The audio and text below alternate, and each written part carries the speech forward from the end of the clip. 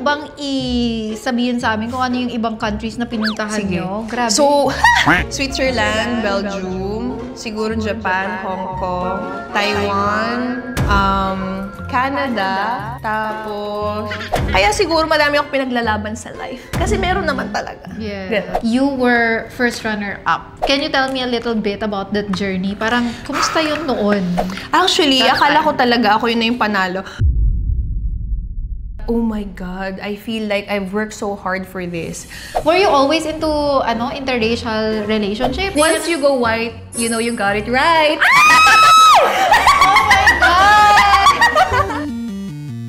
Hi guys! Welcome back to my channel. So today, meron na naman tayong bagong vlog. And for today's vlog, I am so excited kasi isa na naman pong episode ng Makeup Sessions Season 2.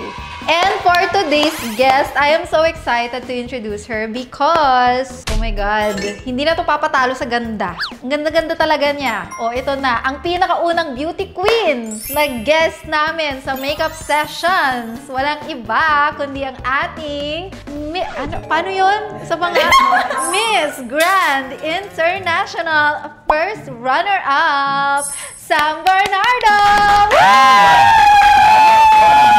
Paturo po ng isang Sam Bernardo, intro, ganyan. Intro. Sa Bernardo lang kasi siya gagalaw. Sa Bernardo. Okay. Ganun lang. So, kumbaga, Samantha Bernardo, Miss Grand Philippines. Ganun. Kasi medyo modulated dapat yung boses. Grabe! Kumbaga, ikaw sample ka, Michelle D, tapos Philippines. Wag na! Wag na!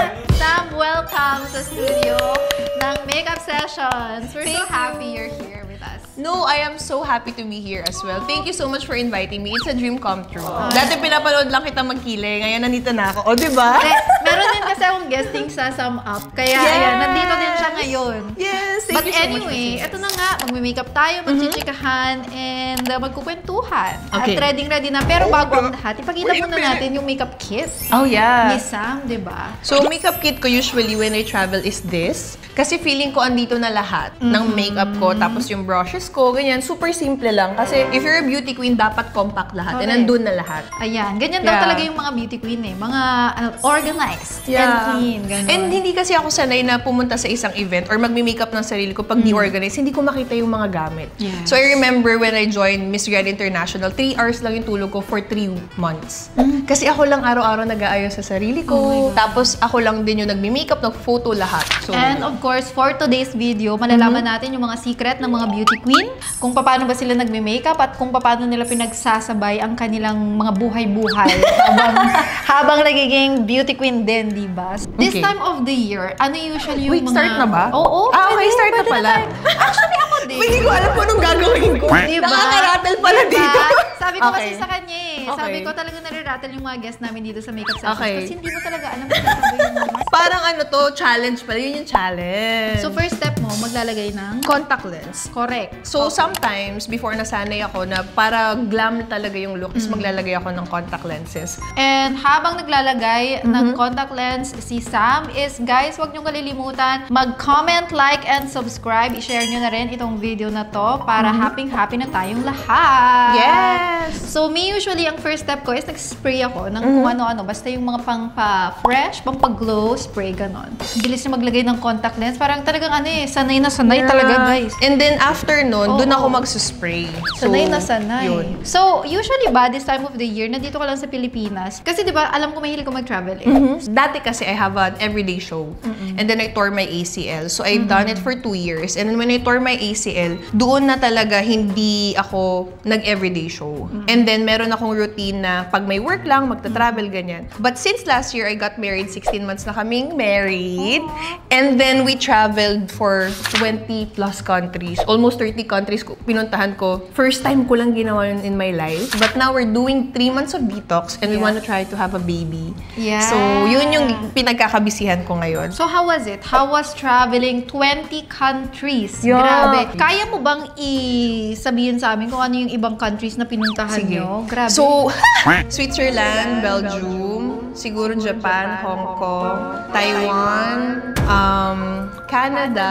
Tapos, ano pa ba iba? Hindi ko na matandaan yung iba. Thailand, masyado, Singapore. So yun, Malaysia, basic for me. Wait lang, yung 20 countries na yon is ano yun? Iisang luggage na or umuwi-uwi pa rin kayo dito? Umuwi-uwi pa din kami dito. And then we've been staying in our place, pero parang 1 month lang kami naka-stay ng whole year. Yeah. Oh my God. Nakakalimutan ko mag-makeup. See? And siguro yun yung ano nyo, parang common interest nyong dalawa, yung pagta-travel. Yes, common interest namin, and at the same time, we wanna be intentional with our travel. Kasi di ba pag nag-conceive ka kagad, hindi na kayo masyado makakapag-travel. Yeah. And I know na darating din yung time that I have to give up then with my responsibilities. Yeah. Kumbaga, you need to take time also as being a wife. So, I think yun yung intentional doing namin as a Yeah. couple. Adventurous yung asawa kasi Canadian siya. Yeah. And actually, mukha naman ding adventurous din si Sammy. Parang aura mo, talagang you're very outdoorsy and you're very adventurous. Yeah, I grew up in province. So, alam mo na, Yes. pag Palawan talaga, gusto natin nature. And si Scott naman, Vancouver. So, that's why we love to be in the nature. So, aside from the sum up, di ba meron kang brand? Yeah, Si, small business. Dream Queen. Yeah. Yes. Actually, yung Dream Queen apparel ko, I started it during pandemic. So, it started kasi nga lahat tayo in the comforts of our home. Yeah. Tapos, I wanna create something comfortable and cheap. Kaya lang di ko na talaga siya natutukan. Oo, natanong ko yon because meron kang show, meron ka ding business. Di ba, how is it jiggling? Jiggle.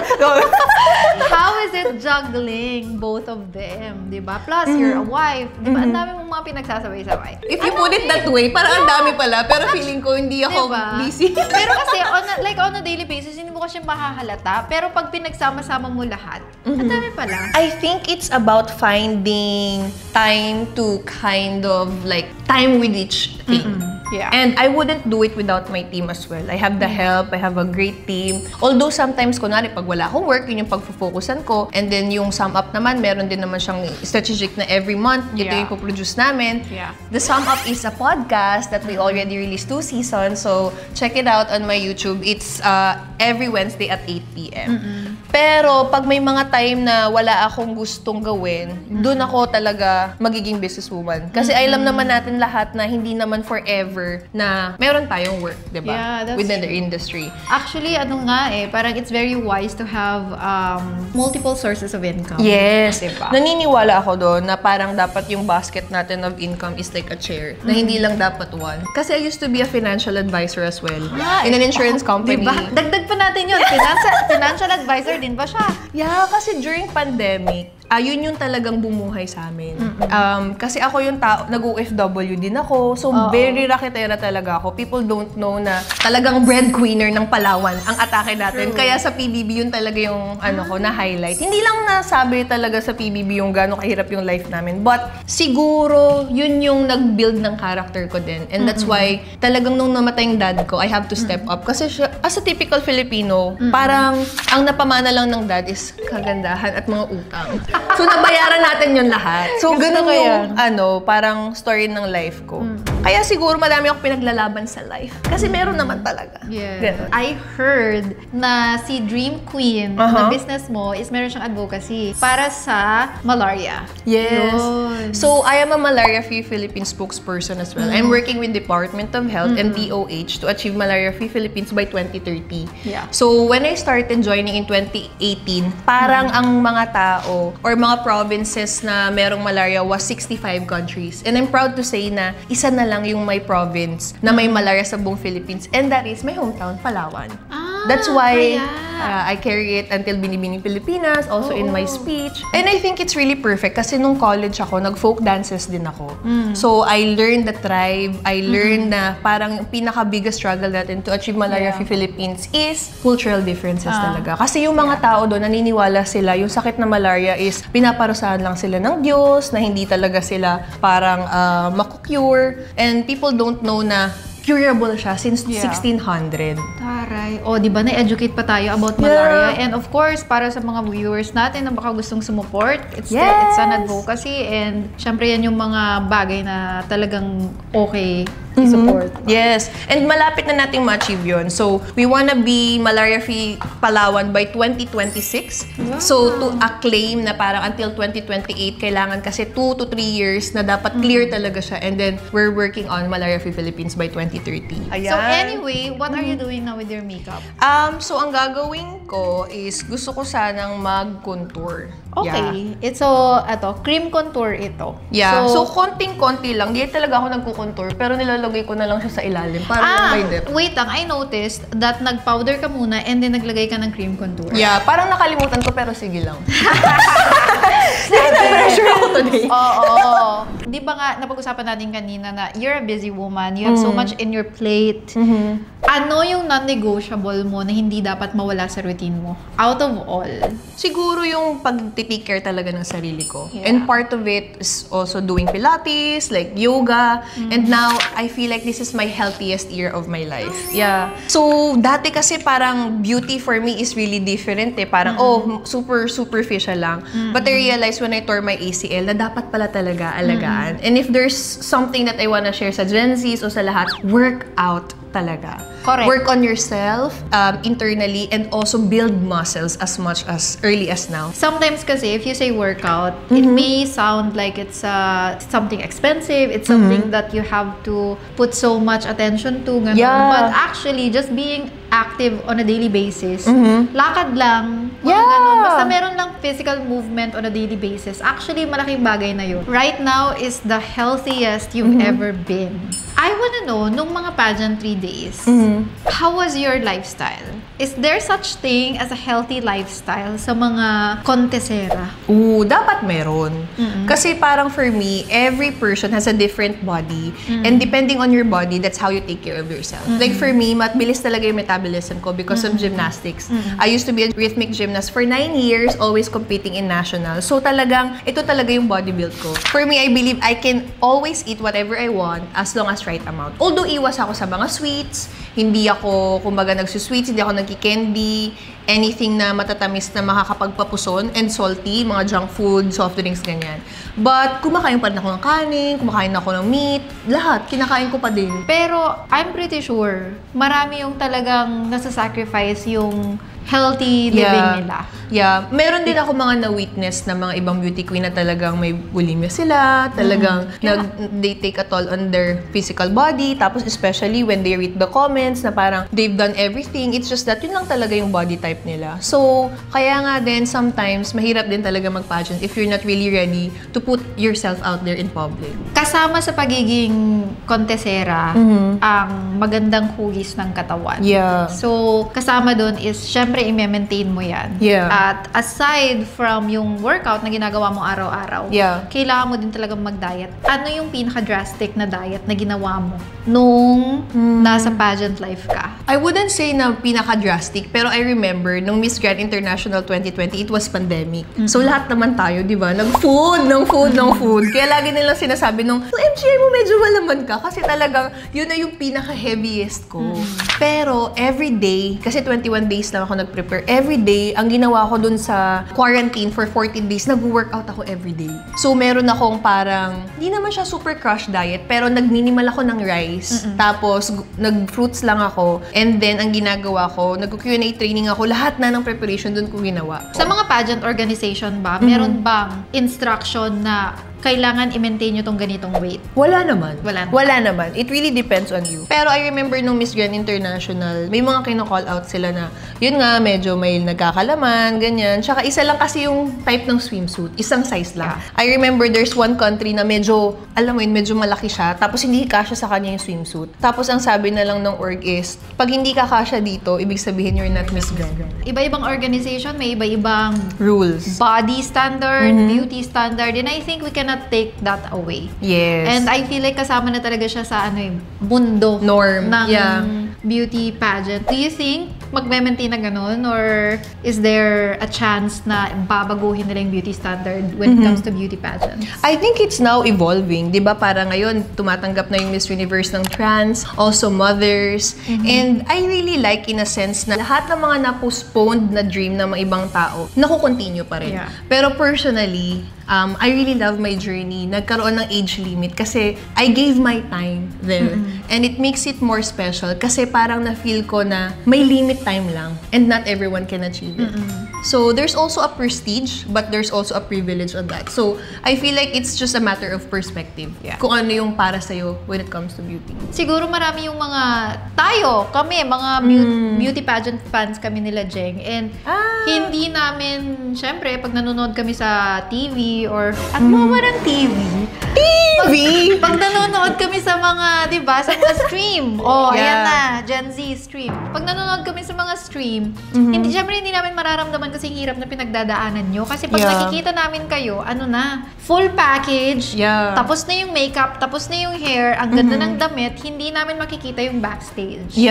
So, behind every glitz and glam of the stage is a woman preparing for it talaga. Ang pinakamaganda siguro na turo ng pageant journey with me is knowing yourself more. At the same time, what can you contribute to the organization? Yun lang naman talaga yun eh. At the end of the day, ano ba talaga yung matutulong mo sa community or sa sarili mo? Bakit ikaw yung kailangang manalo? Now, I just wanna know more about your young life. Actually, pareho tayong galing probinsya. And we had a different kind of life before we moved here in the city. Kumusta ang buhay sa Palawan? Sa Palawan? Sobrang simple lang sa Palawan. So, I was born here in Manila. And then, 8 years old ako, nag-move kami sa Palawan. Kasi meron kaming business na prutasan at bigasan. Yun nga, sadly, nung nawala yung dad ko, we have to stop it. Kasi siya talaga yung nagmamanage nun. Sobrang simple nung life. I remember, 5 a.m. gigising kami, sasama ko kay Papa sa palengke. Tapos, magkaka-cashier muna ako doon. Ano ba yan? Ilang sako yan? 20. Okay, 20 times 800. Tapos, pag uwi naman ng school, kasi walking distance lang yun, mag-aral ako ng gymnastics. So, ganun lang yung life. And every Sunday, pupunta kami ng beach. Tapos, it's a family day. So, very simple. Okay. So, teka lang. Nagtutungkil kami. Sige nga, sabay kami nagtutungkil. Wait lang, guys. So, after ko gumraduate ng college, sumali ako ng Mutya ng Palawan. I won the second crown. That was like Mutya ng Palawan Tourism. And then they said that there's no way to go down but to go up. So, I joined Miss World with Megan Young. She was my roommate. Hi, roomie! Ayan, si Megan. So, doon ako na-inspired din sa kanya. And then, after nun, nag-work ako sa hotel. Kasi ang pangarap ko talaga dati is mag-travel ng world, mag-earn ng at least 6 digits, and then makatulong sa family ko. And I feel like kung mag-a-abroad ako, magagawa ko yung lahat. And part of it is, kailangan mo ang hirap, tungkil na nagsasalita. Ito yung challenge, guys. Ayun na. Speaking of, ito na, papunta na nga tayo dun sa Miss Grand International win mo, which is you were first runner-up. Can you tell me a little bit about that journey? Parang, kumusta yun noon?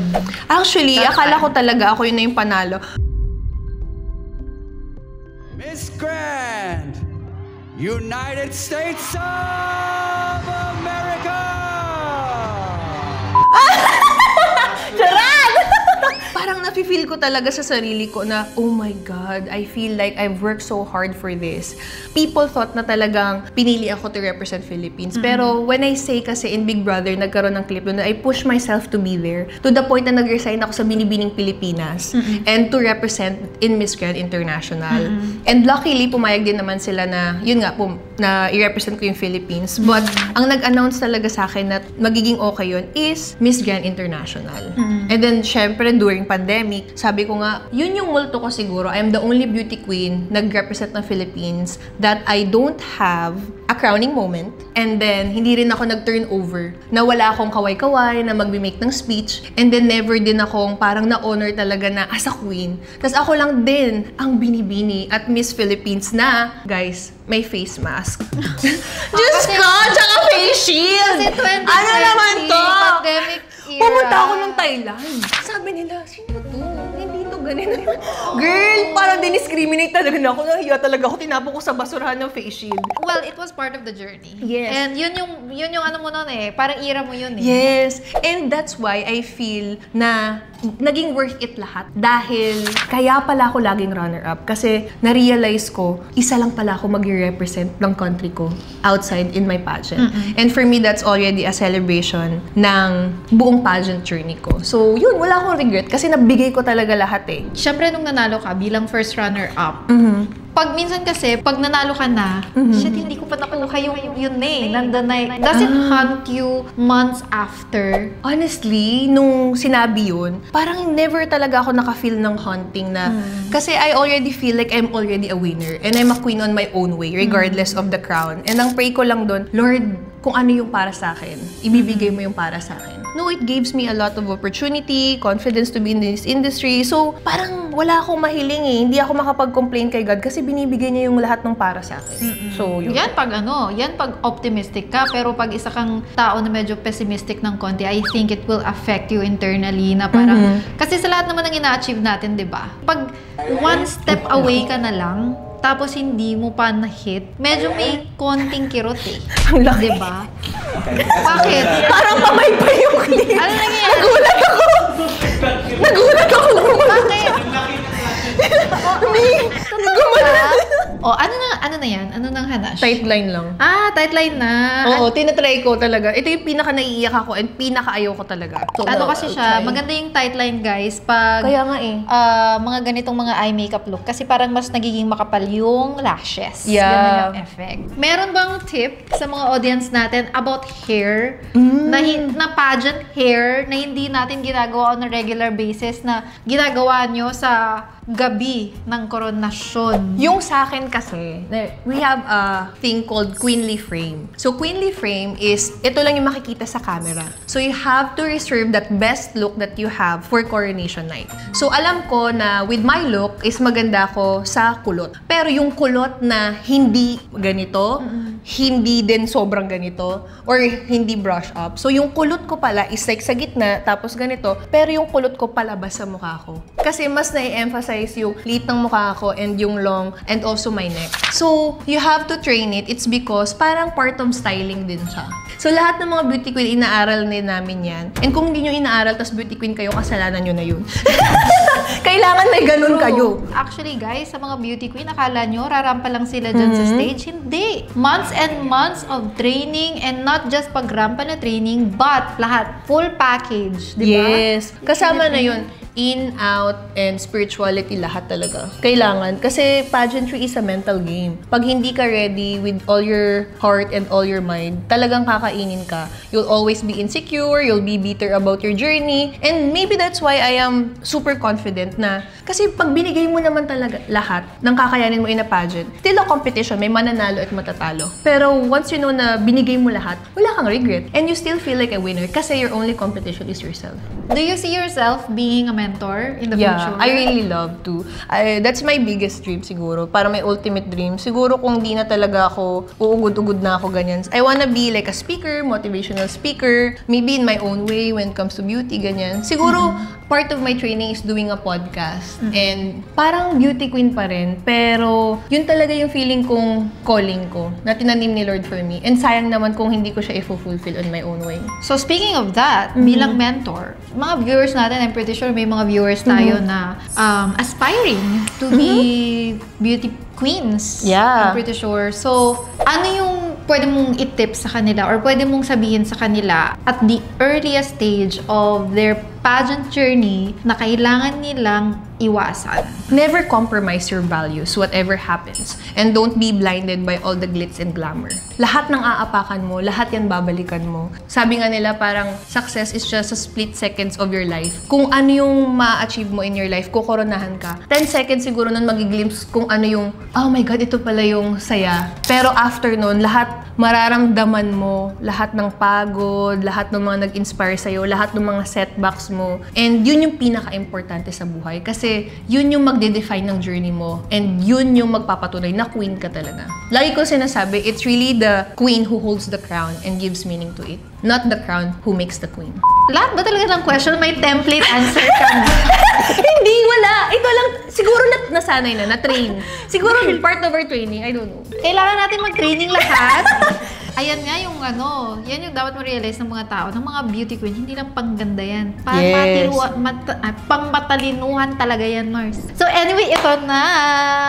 Pag-usapan naman natin ang iyong love life because you are now a wife. A happy wife with a happy life. Yep. Oh, after 7 years of your relationship, and finally, you tied the knot. Hindi ka ba natagalan sa 7 years? Tama, di ba? 7 years 7 before years. kayo nag-tie the knot. Hindi ka ba natagalan? Hindi. Honestly, I'm very lucky to have a partner na sobrang supportive. Kasi honestly, akala ko magpo-propose siya mga 8 years pa. Hindi ko talaga in-expect na magpo-propose siya. Ako yung tao na siguro nung time na yun kasi madami pa akong fino-fulfill sa life ko. Parang nag-pageant ako, tapos nag-PBB ako, tapos after nun, nag-hosting ako. So I have also my own personal goals na gusto kong i-achieve. And never kong naisip na kailangan ko nang i-settle or never ko na pressure. Although kasi, napapag-usapan na namin yun. Kaya I feel very secure. Never ako nagkaroon ng insecurity na, hindi ako papakasal ito. Never ko na-feel yun. Kasi I think it really depends on the relationship Kung ano yung gusto nyong i-achieve. Tama. Both. Kung feeling mo naman talaga secure ka in that relationship and you openly talk about it, it's just that it's not yet time, then you should feel secure. Yeah. Diba? Actually, mas siya talaga yung, kung sa timeline niya, may 3 na kaming anak or 2 anak. Pero dahil sa timeline ko sumunod, yun, naghintay talaga siya and he has proven his love. Kaya naman ngayon, ready na ako, bubuntisin niya na ako. Gano'n na yung peg ko. Ayan, at manifest na rin natin Pwede yan na. dito sa episode na to, di ba? Kasi feeling ko, every season of our life, may iba-iba tayong priority. And this is my priority, to build a, healthy relationship with my husband and also a loving family. Sobrang tagal nyo na. Meron ka pa bang mga hindi pa nasasabi sa mga viewers mo or sa mga fans mo na hindi alam ng nakaranamihan about your husband? Siguro sa mga hindi nakakaalam, Scott is a very private person. And he travels a lot because of his work.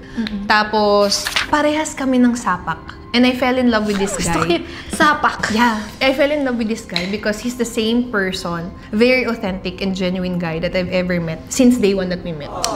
Walang BS. And yun talaga. So, yun yung pinaka-the best. Kasi if you're with a partner na very authentic, you can navigate life with authenticity as well. And ikaw, hindi ka rin magpapanggap. Yeah. Diba? And then we laugh every day. Yun yung, I think, the best marriage advice din. Laugh every day.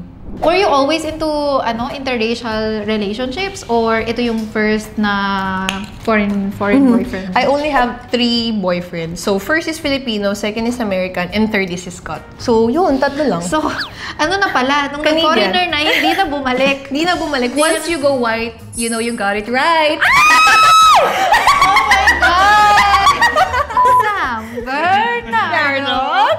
Actually, you know what? Yan din yung gusto kong i-mention kasi I see and read a lot of posts about, yun nga, yung parang having a foreigner boyfriend or partner. May stigma, di ba, pa din? Oo, hindi. Actually, right now kasi parang kino-compare kasi ng karamihan yung foreign boyfriend daw compared to a Filipino boyfriend. Which is actually my point ka. Kasi it's not in the race if he is foreign or not. It's your, chemistry na dalawa kayo. Kasi regardless kung Pinoy yan or a fam. Or let's say a fam, wala namang kayong spark. Yeah. Totoo. At saka parang feeling ko kasi dating a foreigner, meron agad first blockage of cultural understanding and cultural differences. So, if you don't wanna navigate with that, and if you're not ready with that, di talaga kayo mag-work. Siguro, we are blessed to have a work na parang gives us freedom and also yung lifestyle natin is aligned with their lifestyle as well. So, depende talaga eh. Yeah. It's a choice naman. Naniniwala ako na love is a choice and a chance. So, tanong ko lang, anong lipstick na ginamit mo, sis? Ang ganda. Ito. Charlotte Tilbury in the shade. Iyan yung favorite ko ngayon. Kissing? Kasi ang lambot. Hindi ko na mabasa. Mars, Hindi yung ano na yung, to? Wait. Ano yung pinaka-bestseller Signs of nila? Aging. Medyo... But anyway, ayun na nga. Habang hinahanap ni Sam ang shade ng lipstick na Pillow ito Talk. na. Ayun, Pillow Talk. Yeah, Pillow Talk. And then I-finalize Fenty. lang namin ang mga look and we will be back! Fire up, fire up, fire up. Turn that up, it ain't loud enough. Gotta get to the top, we ain't high enough. Keep that hot, fire up. Secure that bag, tie it up. Finna blow it out like a gas leak. Mama ballin' out, flashy. If it ain't about the money, don't ask me. At ayan na, ito na ang aming final look ni Sam. Oh my God, ang ganda!